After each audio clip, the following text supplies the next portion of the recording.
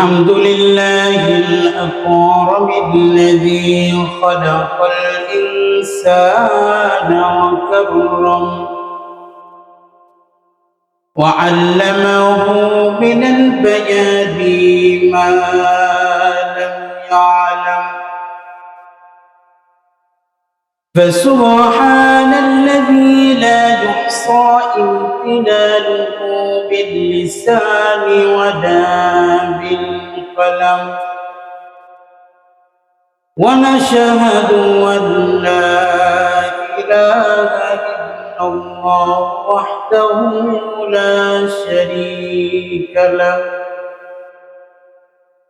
وأن محمدًا عبد الله ورسوله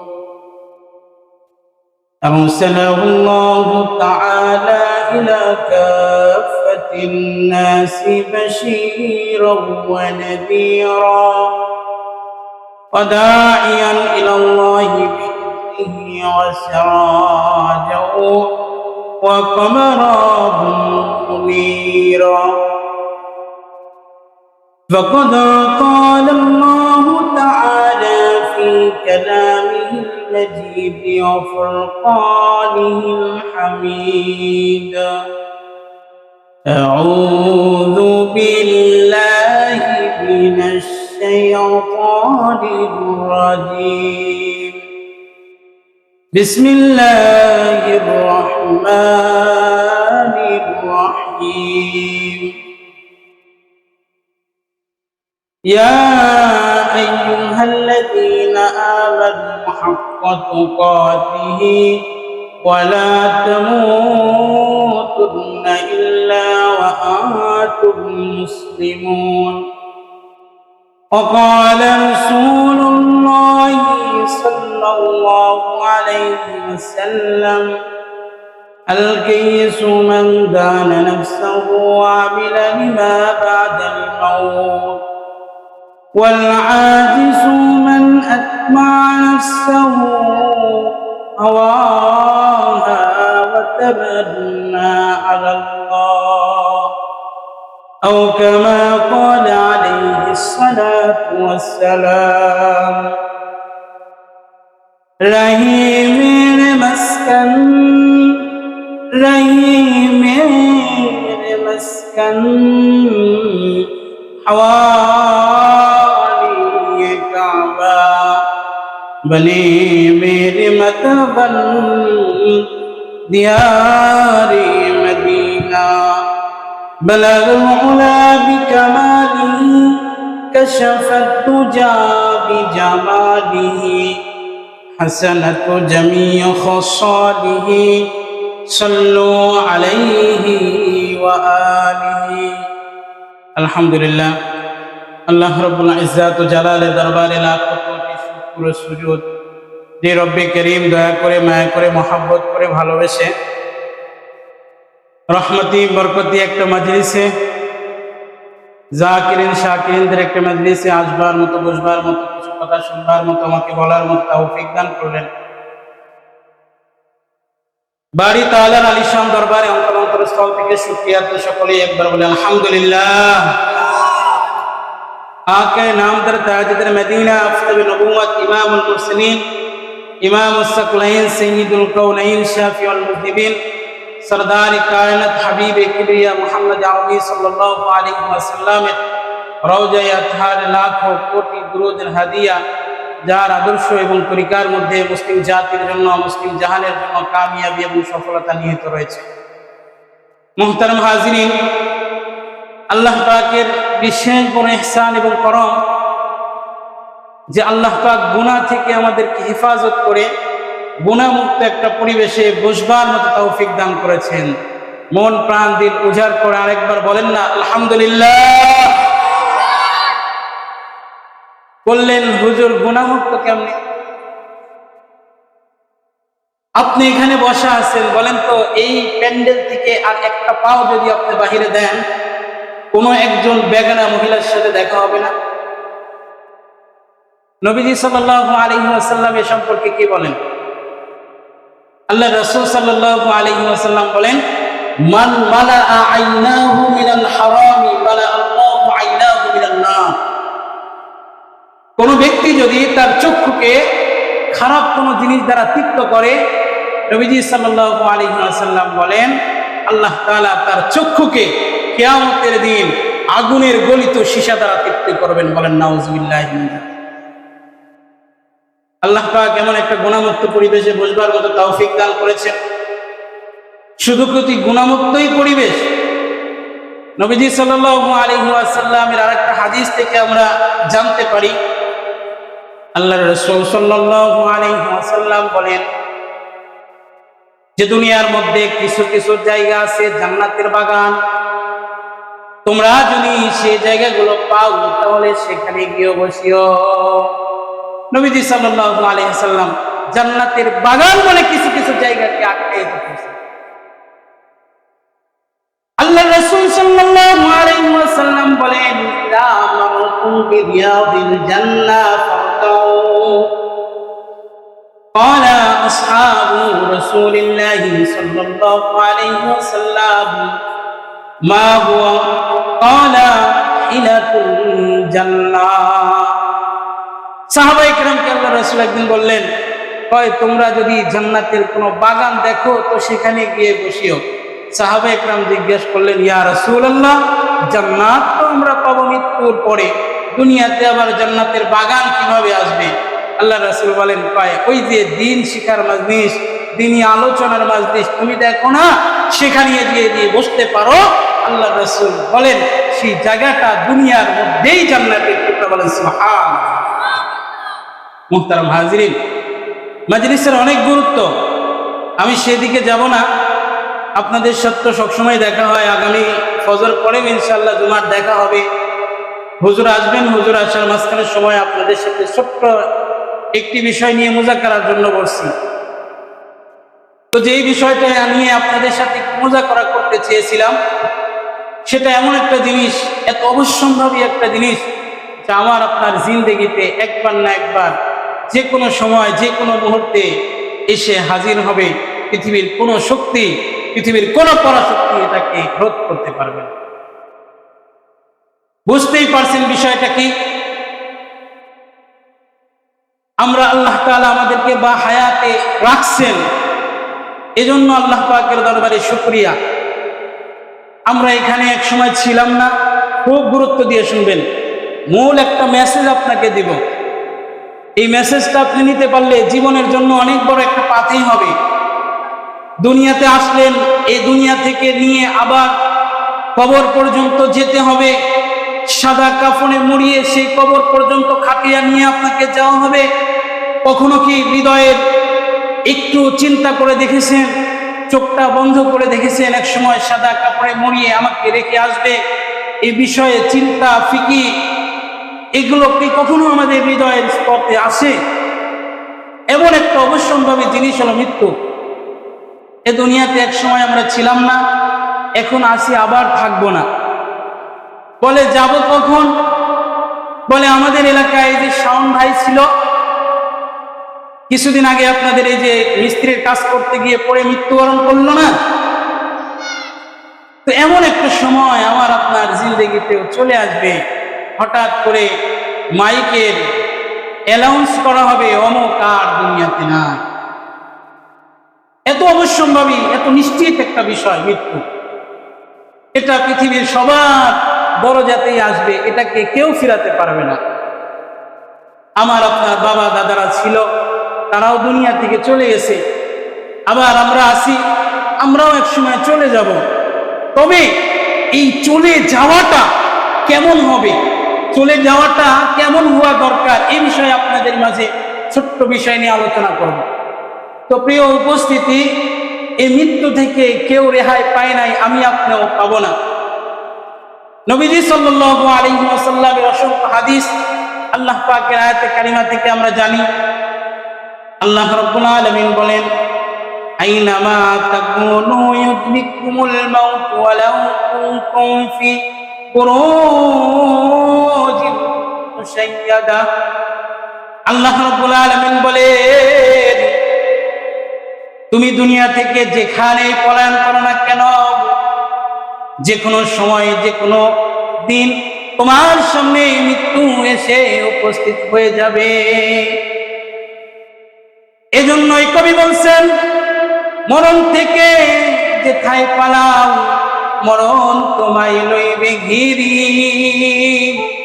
যদিও সুদূর আকাশ পানে পালাও সেথায় লাগাই সিঁড়ি। এ মহারোগের ঔষধ নাই, চিকিৎসা নাই করতে, এখন একদিন তোমার দুয়ারে আসবে, পারবা না কখনো তাকে ফেরাতে। মুহতারাম হাজির, চোখটা একটু বন্ধ করে চিন্তা করেন, এমন একটা লগ্ন আমার আপনার সামনেও আসবে, পৃথিবীর কোন শক্তি নাই সেটাকে রোধ করবে। সুলাইমান আলাইহিস সালামের একজন উজির ছিল। উজির সুলাইমান আলাইহিস সালামের একদিন পাশে বসা।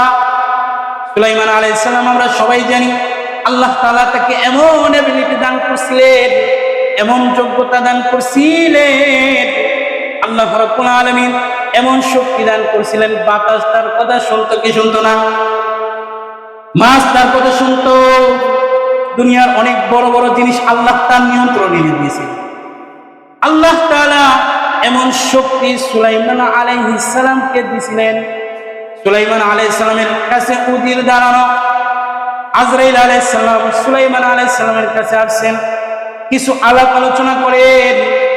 আলাপ আলোচনা করতে করতে আজরাইল একটু বাঁকা চোখে সেই সুলাইমানের পাশে বসা লোকটার দিকে তাকান, আর তাকিয়ে দেখে দেখে বলেন, কিছুক্ষণ পরে তার জান কবজ করা হবে, তাকে আমার করতলে নিয়ে আসবো, অথচ 2 মিনিট পরে তার মৃত্যু হবে অমুক জায়গায়, আর এখনো সে এখানে বসা। আজরাইল যখন উজিরের দিকে একটু বড় বড় চোখ করে তাকান, উজির আজরাইল আলাইহিস সালাম চলে যাওয়ার পর উজির জিজ্ঞাসা করেন, ও সুলাইমান, আপনার কাছে তো কোনোদিন কিছু চাই নাই, একটা জিনিস চাই। ওই যে লোকটা ছিল আমার দিকে বড় বড় চোখ করে তাকালো, আপনার কুদরত নিয়ে আপনার মুজিজা দিয়ে আমাকে এই জায়গা থেকে অমোঘ জায়গায় পাঠিয়ে দিন। নবী সুলাইমান তাকে সেই জায়গায় পাঠিয়ে দিলেন। অল্প কিছুক্ষণের মধ্যে আজরাইল সেখানে গিয়ে হাজির। তাকে যখন ধরবেন বললেন, আমি মনে করছিলাম তুমি এখানে, 2 মিনিটের মধ্যে এমন জায়গায় কেমনে আসবা? আমি বড় ভয়ের মধ্যে ছিলাম, কোন ক্যাটাগরিতে, কোন অভয়ের কারণে, কোন টেকনিক্যালে তুমি এখানে আসবা? মুহতারাম হাজিরিন, আজরাইল তার জান কবজ করছিলেন সেখানে।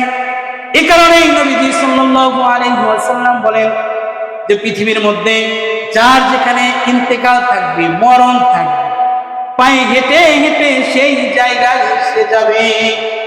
আল্লাহ রাসূল সাল্লাল্লাহু আলাইহি ওয়াসাল্লাম বলেন, ইযা কানাল মাকানু ফি হাজাতিন আল্লাহু ইউতিহি হাজাতান।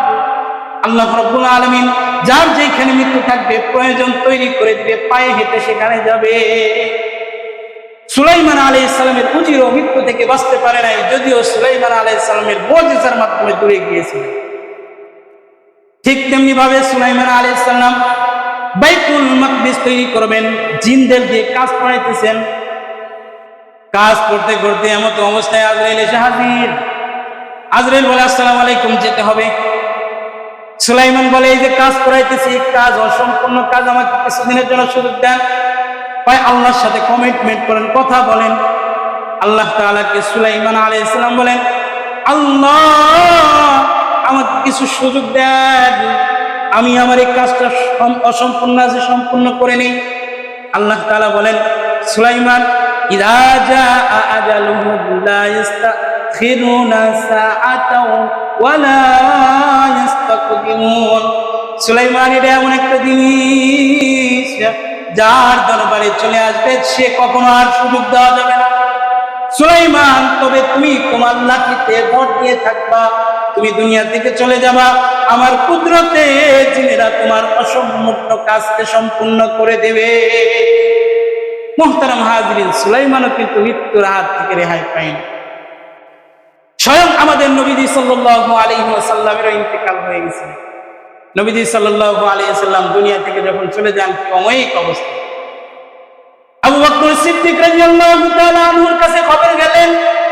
সিদ্দিক আকবার ঘোড়ার পিঠে চড়ে নবীজিকে দেখার জন্য আসলেন। নবীজি সাল্লাল্লাহু আলাইহি ওয়াসাল্লাম খাদিজা রাদিয়াল্লাহু তাআলা আনহার ঘরে শোয়া, কাপড়টা মুখের উপর দেওয়া। নবীজির দরবারে এসে আবু বকর সিদ্দিক রাদিয়াল্লাহু তাআলা আনহু তার কপাল মোবারক চুমু খেলেন। কপাল মোবারকে চুমু খাওয়ার পর যখন তিনি বাহিরে বের হলেন, সাহাবায়ে কেরামের এমন একটা অবস্থা যে তাদের মধ্যে একে অপরকে কেমন যেন চিনতেইছে না। ফারুক আযম রাদিয়াল্লাহু তাআলা আনহু বলছেন, যে বলবে নবীজি ইন্তেকাল করছে তার মাথায় থেকে গর্দান থাকবে না। সিদ্দিক আকবর রাদিয়াল্লাহু তাআলা আনহু এই অবস্থা যখন পরিলক্ষিত করলেন, সিদ্দিক আকবর, আল্লাহ তাআলা এমন যোগ্যতা দান করছিলেন সিদ্দিক আকবরকে, আল্লাহ রাব্বুল আলামিন জান্নাতের 8 দরজা সিদ্দিক আকবরকে ডাকতে থাকবে। এমন একটা মুজিজার মানুষ আল্লাহ রাব্বুল আলামিন এমন হিকমত আবু বকরকে দান করছিলেন। আবু বকর সিদ্দিক রাদিয়াল্লাহু তাআলা আনহু সাহাবায়ে কেরামের মধ্যে দাঁড়িয়ে বললেন, মান কানা ইয়াবুদু মুহাম্মাদান ফাইন্না মুহাম্মাদান ক্বাদ মাত ওয়া মান কানা ইয়াবুদুল্লাহ ফাইন্নাহু হাইয়ুন লা ইয়ামুত। সিদ্দিক আকবর রাদিয়াল্লাহু তাআলা আনহু বলেন, ও সাহাবারা তোমরা শুনে রাখো, মান কানা ইয়াবুদু মুহাম্মাদান, তোমরা যারা মুহাম্মাদের ইবাদত করতা তোমরা জেনে রাখো মুহাম্মদ একজন মানুষ, তিনি দুনিয়া থেকে চলে গেছেন, তার মৃত্যুটা সম্ভব।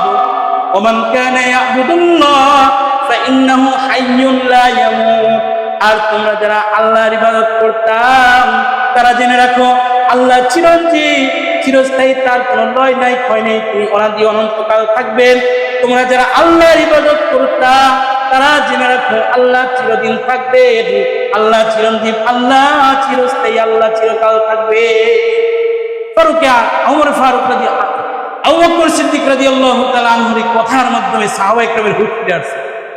স্বাভাবিক, নবী সাল্লাল্লাহু আলাইহি সাল্লাম মানুষ, তিনি চলে গেছেন, তার মাশুকে হাতিকির ডাকে সাড়া দিয়ে ওপারে চলে গেছেন, তার চলে যাওয়াটা স্বাভাবিক। কিন্তু আল্লাহ তো আছেন, আমরা তো আর নবীজির ইবাদত করি না, আমরা ইবাদত করি বাড়ি তাআলা, আল্লাহ তাআলা। সুতরাং আল্লাহ আছেন, আমরা এখন সক্রিয় হব। আবার সাহাবায়ে কেরামের মধ্যে আলাদা একটা পূর্বক এসে গেলেন। মুহতারাম হাজরিন, এই 3টা ঘটনার মাধ্যমে আপনাদেরকে এটা বোঝাতে চাচ্ছিলাম যে এই পৃথিবী, এ ধরা থেকে যে যত বড় বাদশা হোক না কেন, যে যত বড় চাকরিজীবী হোক কেন, যার যত বড় বাড়ি থাকুক না কেন, যার যত হাজার একর জমি থাকুক না কেন, যে যত বড় পাইলট হোক না কেন, যার যত দেশের রাজত্ব থাকুক না কেন, যার যত টাকা পয়সা থাকুক না কেন, যে দুনিয়ার যত বড় বাদশাহী করিক না কেন, পৃথিবী থেকে একটা সময় তাকে বিদায় নিয়ে চলে যেতেই হবে। যেহেতু এই পৃথিবী সৃজন করেছিলেন যার জন্য, তিনি যখন ধরাতে থাকতে পারে নাই, তিনি যেহেতু চলে গেছেন, সুতরাং আমরা ছিলাম জান্নাতে, আসছি দুনিয়াতে, আবার যদি জান্নাতে যেতে হয় কিসের মাধ্যমে যেতে হবে? কথা বলেন, কিসের মাধ্যমে যেতে হবে? একটু কথা বলেন, কিসের মাধ্যমে যেতে হবে? মৃত্যুর মাধ্যমে। দুনিয়াতে আসছি না, ওই যে মসজিদে জুমার বেলা বয়ান শুনছিলেন, আপনাদের মোটামুটি কিছু মনে আছে, আল্লাহ তাআলা আদম আলাইহিস সালামকে জান্নাতে রাখছিলেন, দুনিয়াতে পাঠাইছেন। আদম এখন চিন্তিত না, ও আল্লাহ আমি জান্নাতে ছিলাম, আবার দুনিয়াতে আসলাম, আবার সেই জান্নাত কিভাবে পাবো?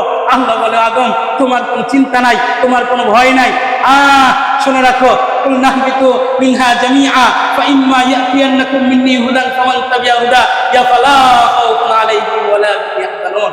আদম শোনো, দুনিয়াতে গেলা, আমি একটা ব্যবস্থাপনা দান করলাম, ব্যবস্থাপনার উপর যদি আমল করে চলতে পারো, আবার তোমার প্রত্যেক সূত্রে যেই জান্নাত তোমার জন্য রেখেছি আবার সেটা ফিরে পাবো।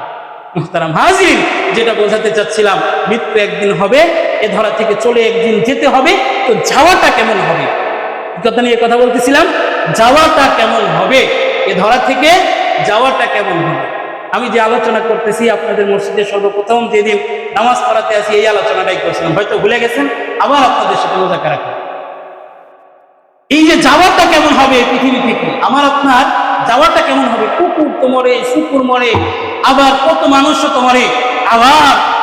আবার দুনিয়া থেকে আবু বকর সিদ্দিকও যান, দুনিয়া থেকে নূর হোসেন কাসিমিও যান, ফজলুল করিম রহমতুল্লাহি আলাইহি যান, আরো বড় বড় আল্লাহর ওলিরাও যান। আবার দুনিয়া থেকে নাস্তিক মুরতাদরাও বিদায় নেন। তো বিদায় নেওয়াটা কেমন হবে পৃথিবী থেকে? এই যে যাওয়াটা কেমন হবে? আমাদের শাওন ভাই ইন্তেকাল করলো, কত মানুষ ইন্তেকাল করে, এই যে তাদেরকে বিদায়টা দিই, এই বিদায়টা হবে কেমন? এই বিদায়টা কেমন হওয়া দরকার একজন মুমিনের? মুহতারাম হাজিরিন, আমার আপনার জীবনের শেষ লগ্নে কিন্তু আমার আপনার চিরতন শত্রু শয়তান এসে উপস্থিত হবে। শয়তান আমাকে ক্রমন্তনা দিয়ে আমাকে বেঈমান বানাবে। শয়তানের সর্বপ্রচেষ্টা হলো, আমি আপনি যখন দুনিয়াতে আসছিলাম তখন থেকে শয়তানের ডিউটি শুরু। আবার যখন আমার আপনার অন্তিম বেলা আসবে, পৃথিবী থেকে বিদায় জানিয়ে মাশুকে হাকিকির কাছে আমি আপনি উপস্থিত হব, সেখানে গিয়ে শয়তানের ডিউটি শেষ। আমার আপনার সন্তান হলে এলাকায় দেখেন না, কারো যদি সন্তান হয় আমরা কি বলি? এই যে সন্তান কান্দে উঠছে, আমাদের গ্রাম্য ভাষায় কি বলা হয়? দুনিয়া থেকে আসতে চায়নি, পোষা দুনিয়ায় কেমনে আসবে? ছিল তো রুহের জগতে, দুনিয়াতে আসতে চাচ্ছিল না। এই কারণে যেহেতু দুনিয়াতে চলে আসছে, পোষা দুনিয়ায় আসছে, এই কারণে সে কি করতেছে? কান্না করে ফেলছে। এগুলো বলি না আমরা গ্রাম্য।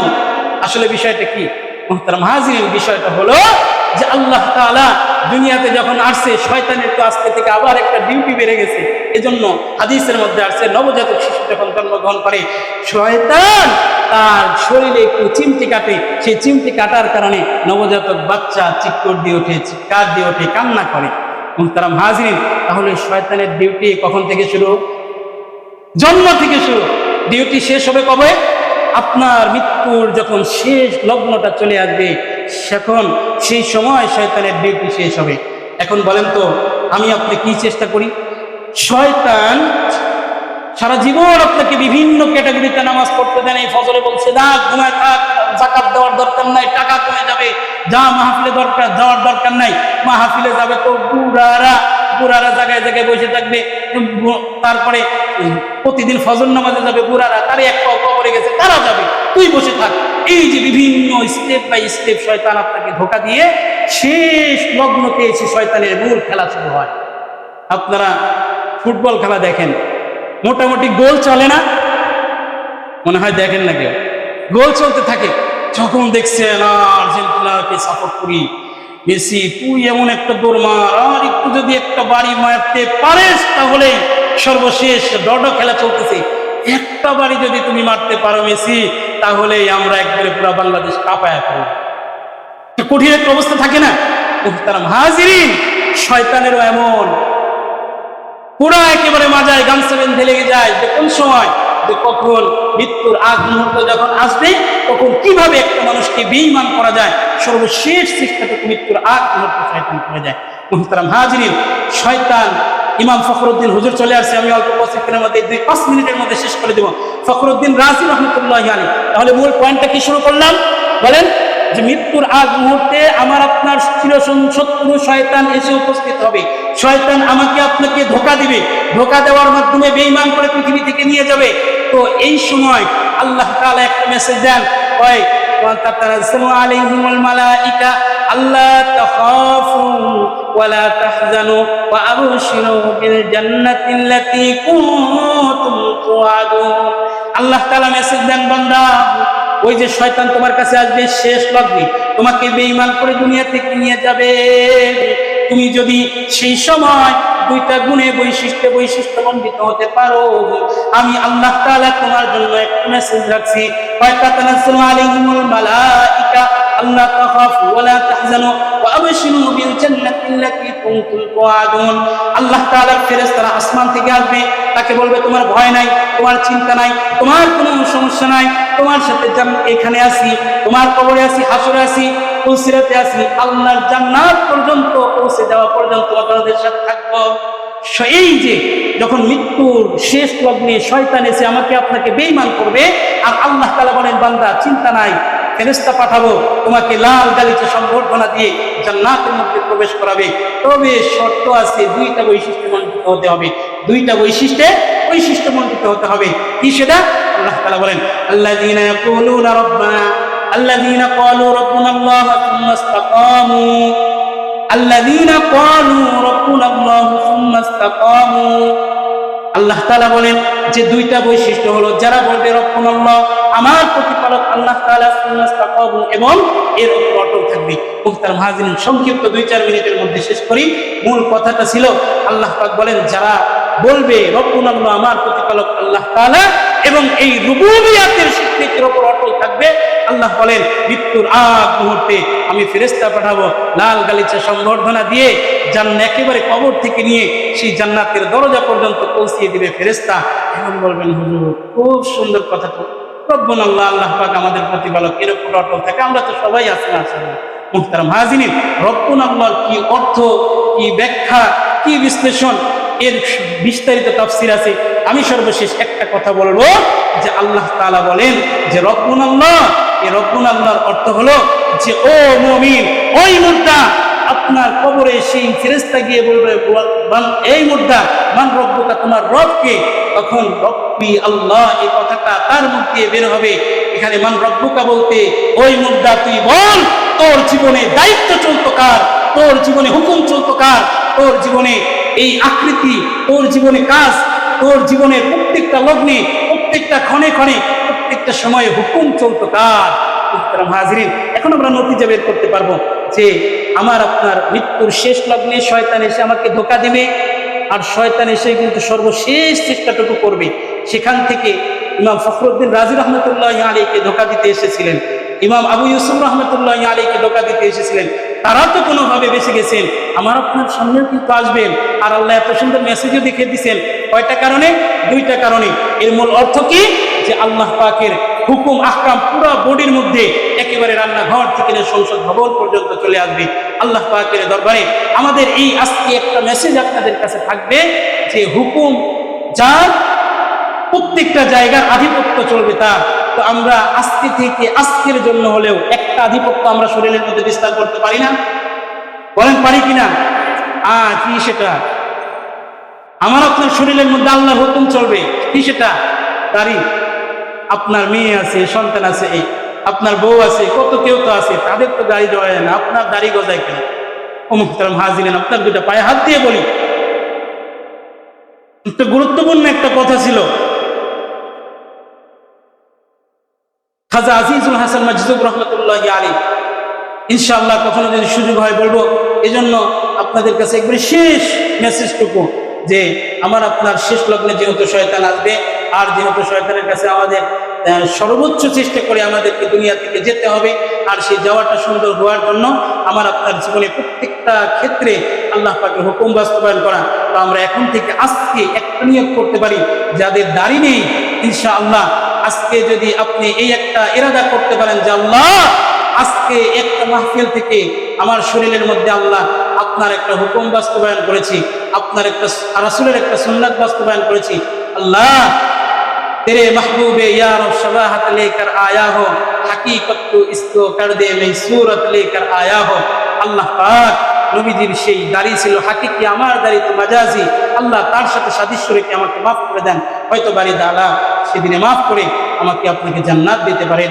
সর্বশেষে একটি কথাই বলবো, আল্লাহ রাসূল সাল্লাল্লাহু আলাইহি ওয়াসাল্লাম আমাদেরকে বলে দিয়েছেন কিয়ামতের দিন এমন একটা অবস্থা আসবে, মানুষের উসিলা খুঁজে খুঁজে আল্লাহ তাআলা জান্নাত দান করবেন। এই ছোট্ট একটা উসিলা বলেও আল্লাহ পাক আমাদের জন্য নাজাতের জরিয়া করে দিক। সবাই বলেন আমিন। ও আখিরি দাওয়ানা আলহামদুলিল্লাহি রাব্বিল আলামিন। ভাঙা ভাঙা দু চারটা কথা বললাম, আল্লাহ পাক বলেন আমাকে আমাদের সবাইকে আমল করবার তৌফিক দান করুন। ও আখিরি দাওয়ানা আলহামদুলিল্লাহি রাব্বিল আলামিন। আসসালামু আলাইকুম ওয়া রাহমাতুল্লাহ।